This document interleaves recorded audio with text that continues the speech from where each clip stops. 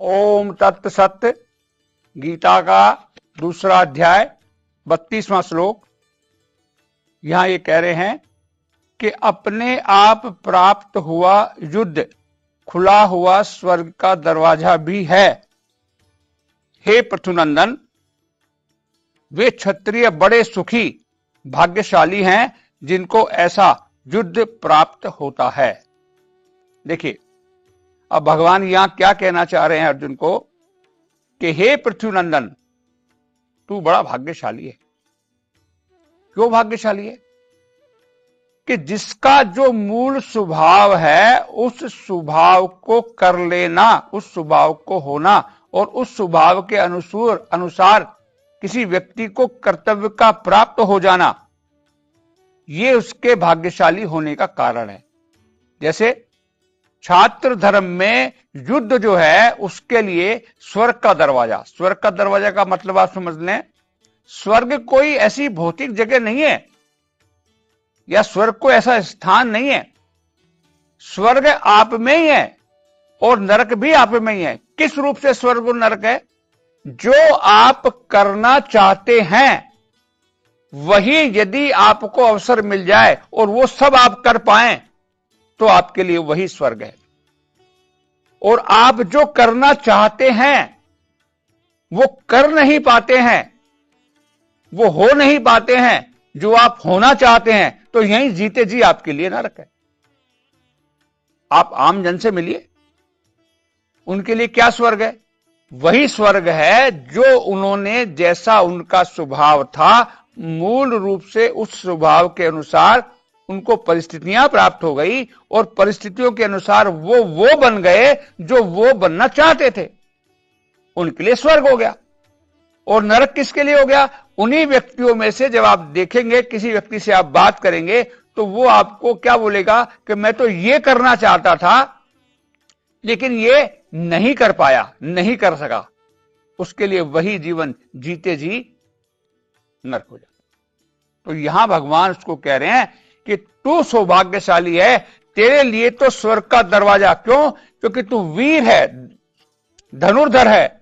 वीर और धनुर्धर के लिए जो वीरता प्रमाण करने का तेरे को जो अवसर आया है युद्ध का, ये तेरे लिए खुला स्वर्ग का दरवाजा है। खुला स्वर्ग का दरवाजा मतलब आप जिस काम को करना चाहते हैं जीवन में, वही परिस्थितियां आपके सामने आ जाएं और वही काम आपको करने को मिल जाए जो आप चाहते हैं, तो आपके लिए तो स्वर्ग का दरवाजा खुल गया। तो अर्जुन के लिए क्या कह रहे हैं कि हे अर्जुन, जो तेरा इस वक्त कर्तव्य है शूरवीरता के साथ, क्योंकि तू शूरवीर है, शूरवीरता के साथ इस युद्ध में भाग लेना ही तेरे लिए स्वर्ग का दरवाजा है। देखिए, यहां दो प्रकार के सुख इंसान सोचता है। एक बाहरी सुख है और एक आंतरिक सुख है। एक बाहरी यात्रा है, एक आंतरिक सुख है, एक आंतरिक यात्रा है। आंतरिक यात्रा स्वर्ग की यात्रा है, बाहरी यात्रा संसार की यात्रा है। आप दो ही तरह के काम करते हैं संसार में। जब जो आप काम करते हैं उस काम में कभी असफलता और कभी असफलता। पूर्ण सफलता आपको जब भी प्राप्त हो सकती है जब वो कार्य की विधि आप अंदर से शुरू करें। स्वर्ग कहां है? अंदर है। आप ही के अंदर स्वर्ग है। कब स्वर्ग है? जैसा आप चाहते थे उस यात्रा में आपको वो सब चीजें प्राप्त हो जाएं जो आपके अंदर जाने की यात्रा का साधन बने, और उन्हीं साधनों के द्वारा आप इस संसार को भी भोगते हुए अपने आप को स्वर्ग में महसूस कर सकते हैं। दुनिया में दुख का कारण क्या है? दुनिया में दुख का एक ही कारण है। क्या कारण है? कि जो आप होना चाहते हैं वो आप हो नहीं पाए, इसलिए सारा जीवन आपको दुख झेलना पड़ता है। क्यों? क्योंकि सारे जीवन आपको ये दुख रहता है कि मुझे ये होना चाहिए था और मैं ये नहीं हो पाया।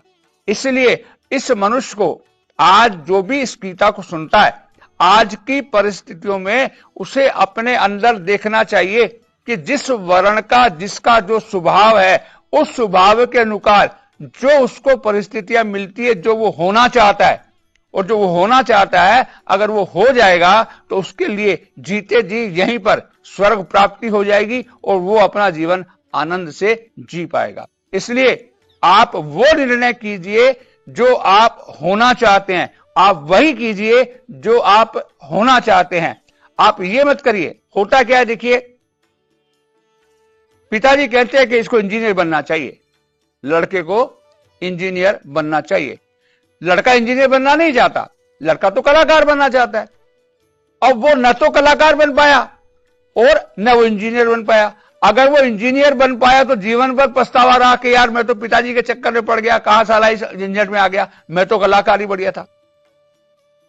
तो आपको वो लाइन चुननी है जो आपको सुख देती है, जो आपके अपने मूल स्वभाव में लेके जाती है। और मूल स्वभाव आपको अंदर लेके जाता है, और जब मूल स्वभाव आपको अंदर लेके जाता है तो अंदर रहने में ही, अंदर से जो आप करते हैं, अपने आप से जो आप चीज करते हैं, वही आपके लिए स्वर्ग और सुख का साधन बन जाता है।